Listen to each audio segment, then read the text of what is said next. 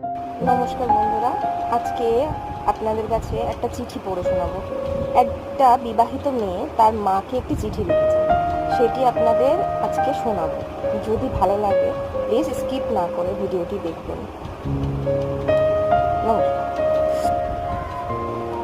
স্নেহময় মা, তুমি কেমন আছো? জানি সবসময়ের মতন ওই একই কথাই বলবে, আমি ভালো আছি মনা।